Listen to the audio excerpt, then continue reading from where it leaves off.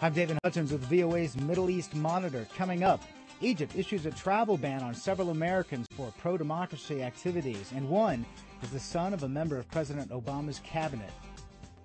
Women in Tahrir Square campaign for more civil rights 1 year after the historic Egyptian revolution began.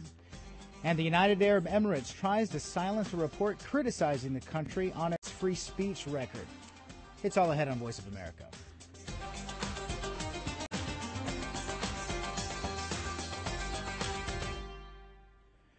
We have breaking news coming from Cairo now. Egypt has banned the son of U.S. Transportation Secretary Ray LaHood and a number of other Americans from leaving the country as tensions rise over moves by Egyptian authorities to restrict the work of international rights organizations.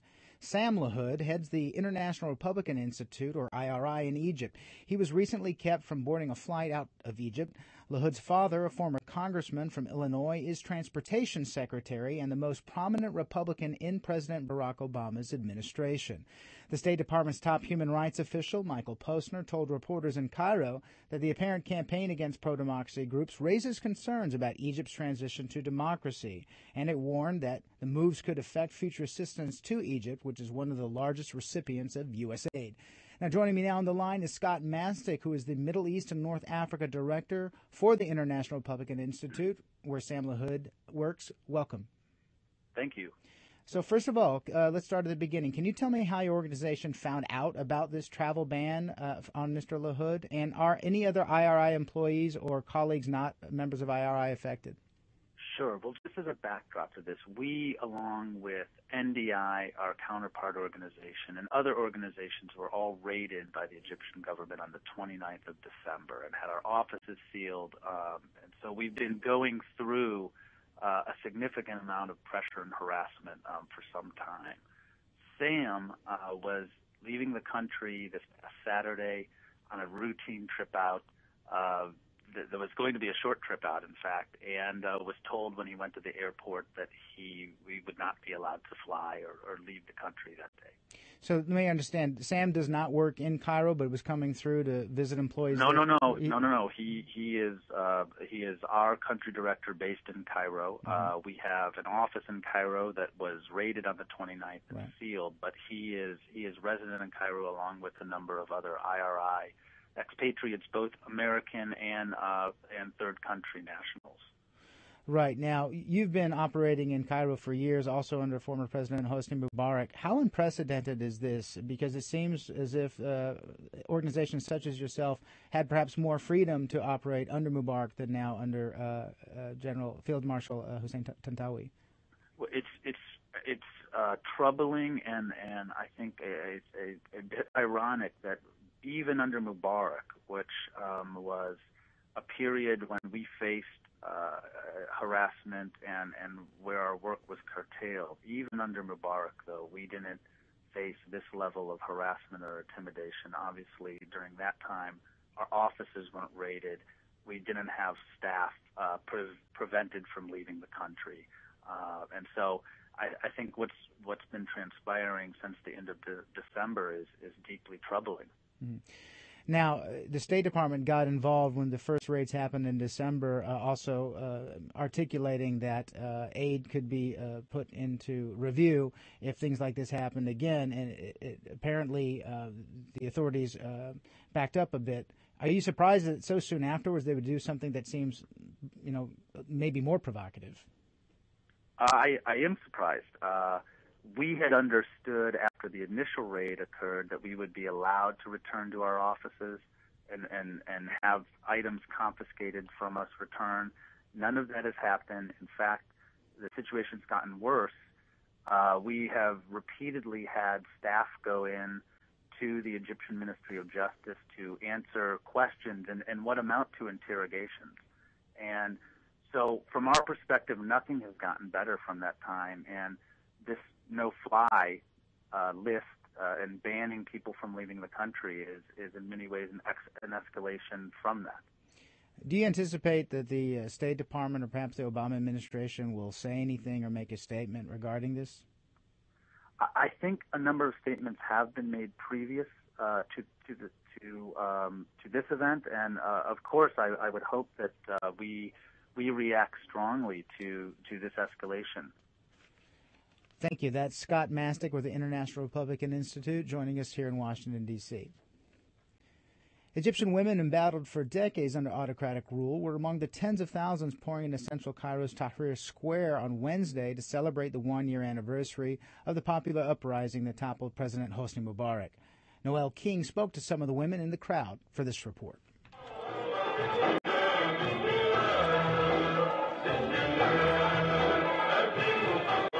By early afternoon, Tahrir Square was packed with Egyptian women of all ages and backgrounds. Children stood side by side with their parents and grandparents amid a sea of people waving Egyptian flags. 17-year-old Isra told VOA that she first marched in Tahrir Square in the first days of the protests. 1 year later, the young woman is thrilled at the direction in which Egypt is moving. Isra is a supporter of the Muslim Brotherhood's Freedom and Justice Party, which led the voting results in the recent election for the lower house of parliament. The party commanded 47% of the vote.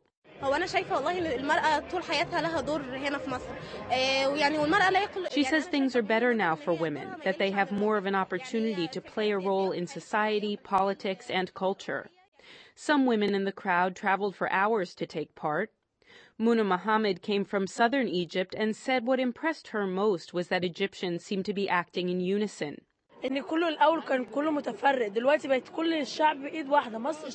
We're all standing together as one people, she said. We're all calling for our rights together as Egyptians. But some women say reforms have not gone far enough. Throughout the morning, there were several speeches from Mothers of the Martyrs, a group of Egyptian women whose sons died during last year's anti-government demonstrations. They said not much has changed under military rulers since Mr. Mubarak stepped down. The speakers accused the military council of using repressive and violent tactics seen in the Mubarak era. In late December, videos showed female protesters being beaten, chased, and stripped by black-clad riot troops during clashes between pro-democracy activists and Egyptian security forces. In one iconic scene, a woman is shown being stripped of her black veil and kicked in the stomach by the forces. Since then, thousands of women have marched in Cairo demanding an end to violence against women. On Wednesday, Nurhan, a student who declined to give her last name, carried a sign that said, "From January 25, 2011 to January 25, 2012, nothing has changed." But when asked if things are better, she conceded that at least for now, women can publicly campaign for their rights.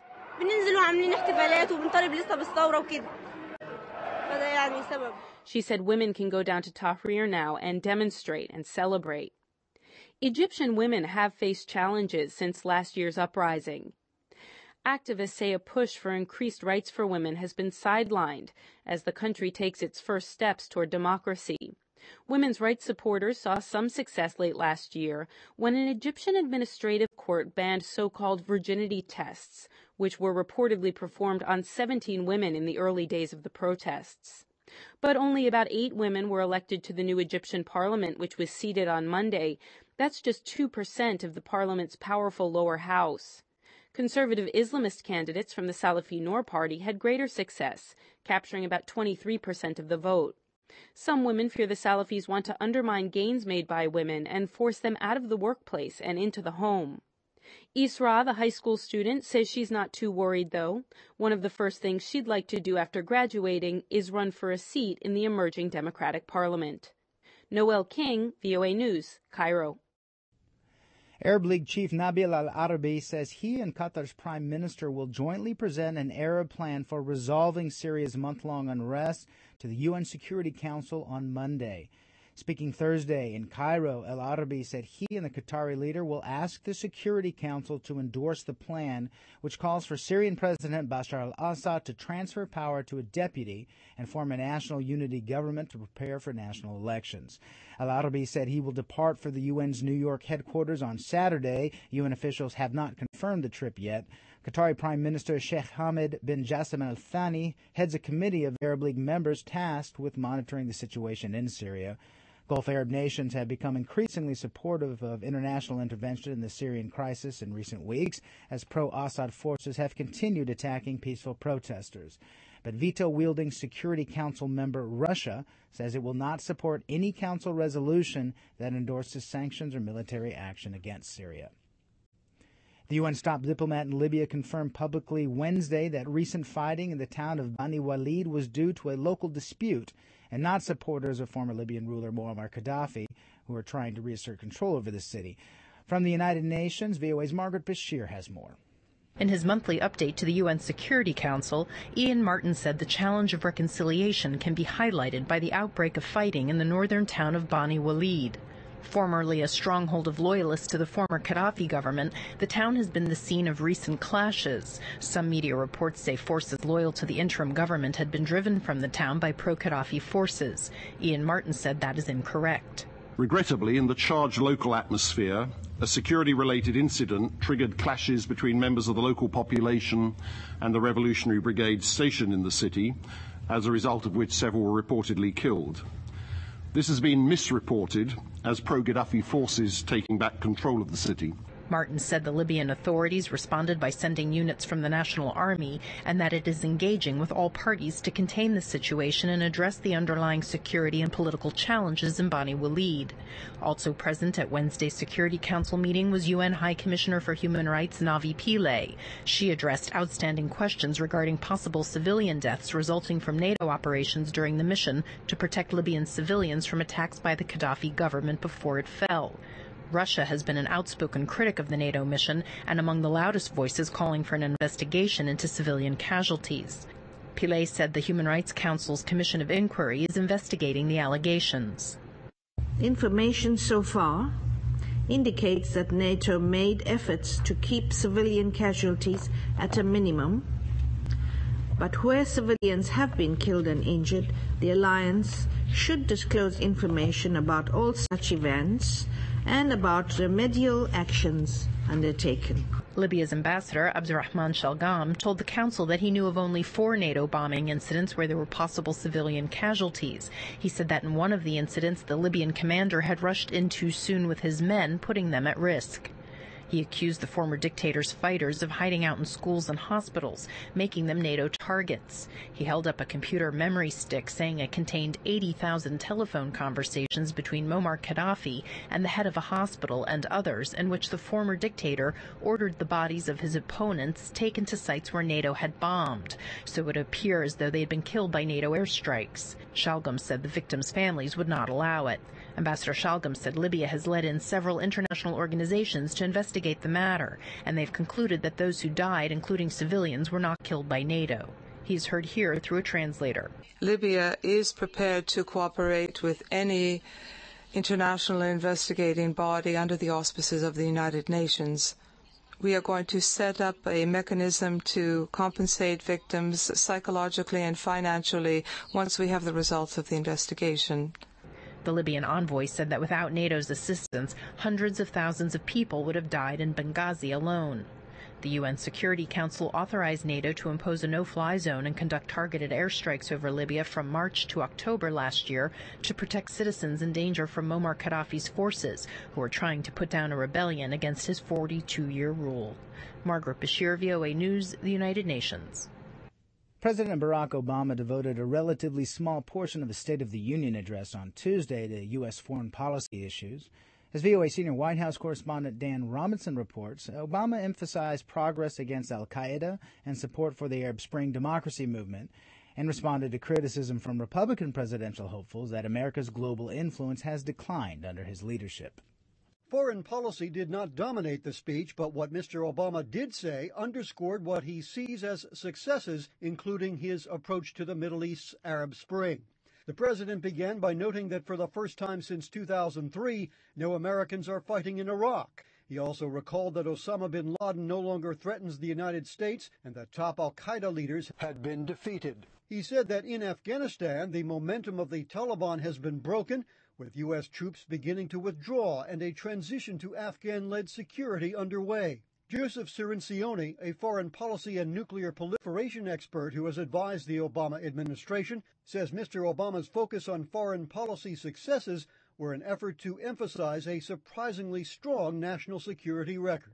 that he's got a very strong record on national security, and that Republican charges that he is weak or naive or dangerous or doesn't care about American security or might not even be an American are going to fall flat. And he came out with not just a robust defense, but on offense on these issues. On Iran and the impasse over its nuclear program, President Obama repeated familiar policy positions. Crippling sanctions, he said, have left Iran's leadership more isolated than ever, adding he is taking no options off the table regarding efforts to prevent Iran from obtaining an atomic weapon. But as he did at the beginning of his presidency, Mr. Obama also offered Iran's leadership the prospect of improved relations with the United States. But a peaceful resolution of this issue is still possible, and far better. And if Iran changes course and meets its obligations, it can rejoin the community of nations. Joseph Cirincione, who is also president of the Plowshare Fund, a Washington-based global security foundation, says this is part of an Iran strategy by Mr. Obama that is deeper and more complex than many people realize. It was key that the president was offering this diplomatic solution. Come back to the table. We can work out an arrangement. You don't have to go down this nuclear course. It doesn't have to end militarily. It doesn't have to continue to be Iran being isolated in the world. There's a way out. Analyst Daniel Serwer of the Johns Hopkins School of Advanced International Studies says that with U.S. and European sanctions looming, Iran's leadership might not view Mr. Obama's remarks as a peaceful overture. The Republican candidates may portray the president as weak, but I don't think that's what the Iranians are seeing. They're seeing a very strong diplomatic effort in the form of sanctions coming down on their heads. President Obama recognized the open-endedness of the democratic movement in the Middle East, but he reaffirmed that the United States is firmly on the side of change. It was notable, say analysts, that he combined remarks about the death of Muammar Gaddafi with the situation in Syria, where at least 5,000 people are thought to have died in what many observers describe as a civil war. And in Syria, I have no doubt that the Assad regime will soon discover that the forces of change cannot be reversed and that human dignity cannot be denied. Absent from the State of the Union address was any mention of North Korea, where another transition is underway with the accession of leader Kim Jong-un, as well as the troubled Israel-Palestinian peace efforts and the European debt crisis, a particular concern for Mr. Obama because of its effect on the U.S. economy. Analyst Daniel Serwer. It seems to me very significant that a lot was left out and that the president is trying to refocus away from broad international commitments and towards some very specific, mostly domestic commitments. The president did focus on a sensitive domestic issue for him, China's trade practices, when he announced his intention to create a trade enforcement unit to investigate unfair trade practices. In discussing the U.S. economy, Mr. Obama stressed his determination to ensure that U.S. manufacturing and development of alternative energy industries do not lose out to foreign competition, again mentioning China along with Germany. Dan Robinson, VOA News, the White House.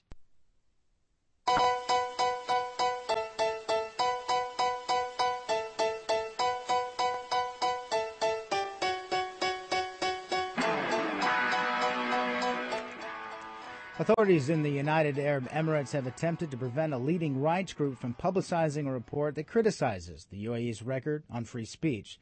Philip Wellman reports from Dubai. Human Rights Watch unveiled its World Report 2012 at a conference in Dubai on Wednesday, but after about an hour, a group of men claiming to be government employees interrupted the event and prohibited rights workers from continuing, saying the organizers failed to get proper authorization. The findings presented by the group before the disruption revealed a campaign of harassment by UAE authorities against citizens who've called for political reform in the monarchy.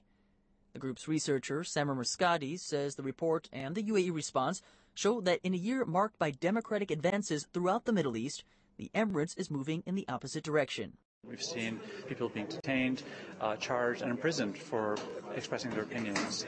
So the UAE has gone against the tide, unfortunately, of the Arab Spring.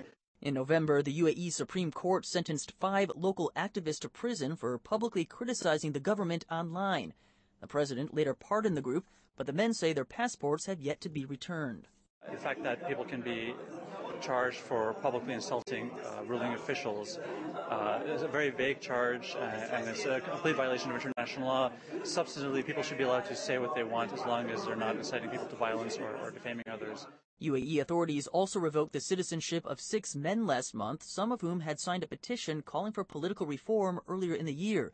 All of the men belong to the Islamist group Al-Islah, and the government says they pose a threat to state security. Officials also dissolved the elected boards of 2 non-governmental organizations, the Jurist Association and the Teachers Association, after the body signed a public appeal in April calling for greater democracy. Nadim Houri is the deputy director of the Middle East and North Africa division at Human Rights Watch. We want to see this harassment stop immediately, but we also want to see a true commitment for change. The UAE authorities are capable of doing it if they have the will. We've seen it, with the big towers they've built. We know they can build the rule of law if they're committed to it. The UAE has made some democratic reforms in recent months, and the number of eligible voters for last year's Federal National Council election was increased substantially. The body has no lawmaking power, however. Like all legislators in the Gulf, ultimate control rests with the ruling family. Philip Wellman for VOA News, Dubai.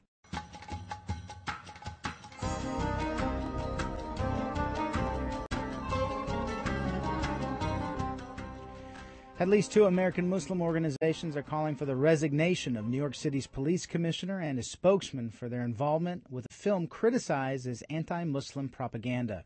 VOA's Carolyn Weaver reports from New York. New York Mayor Michael Bloomberg said Tuesday that someone in New York's police department used what he termed terrible judgment in showing what critics call an anti-Muslim propaganda film at a counterterrorism training center in 2010. The film, The Third Jihad, made by a private group, purports to show that violence and radicalism are the, quote, true agenda of many Muslims in the United States. The 72-minute film is narrated by an American Muslim doctor, M. Zudi Jasser. On page 7, the document states that their work in America is a kind of a grand jihad in eliminating and destroying the Western civilization from within. The film uses footage of terrorist attacks and includes an interview with New York Police Commissioner Raymond Kelly that the department says was lifted without permission from another source. When the film's use by New York police was first revealed a year ago, following a complaint by a police officer, spokesman Paul Brown said it had been shown only a couple of times. However, police records released this week by the Brennan Center for Justice and obtained through Freedom of Information Act requests show the film was screened nearly 1,500 times over a period of 3 months to a year for officers being trained at the Counterterrorism Center. Police spokesman Brown said that a training center police sergeant acted entirely on her own when she showed it continuously during some shifts in a room where officers filled out paperwork. She said she recalled getting it from a Department of Homeland Security contractor. We have not been able to identify that person. The fact that's been lost in this is that it was never authorized, never used in training, and when it was discovered that it was used in an unauthorized fashion, was immediately pulled. But the head of the New York office of the Council on American Islamic Relations, Ziad Ramadan, said he does not believe it. He accused the NYPD of lying about the episode, and he asked why Commissioner Kelly has not demanded that his interview be removed from the film. I think Raymond Kelly wants to look like he's some sort of champion against terrorism, but what he's doing is he's helping to propagandize that terrorism and Islam are related when they are not. Terrorism is related to people who do terrorist acts no matter where they're from. Ramadan's group wants the NYPD to offer corrective training to officers who may have seen The Third Jihad, which he called a hate film. But he said the council has not yet asked the mayor or police officials to meet to discuss the controversy. Carolyn Weaver, VOA News, New York.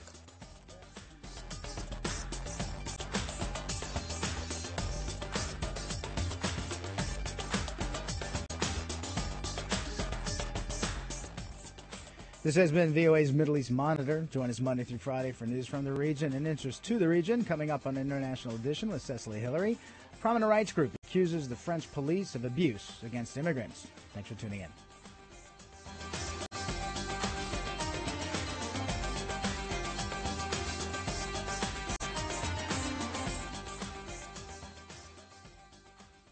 Are you following the uprisings in Syria, Egypt, and other Arab Spring countries? Want to contribute? Voice of America has launched a new social journalism website for the Arab Spring called Middle East Voices. Incubated by our thousands of fans on Facebook and Twitter and dedicated journalists at VOA, this site takes a new approach to covering the region through investigative journalism, publishing your viewpoints and harnessing social media to tell stories in a new, innovative way. Become a contributor at MiddleEastVoices.com.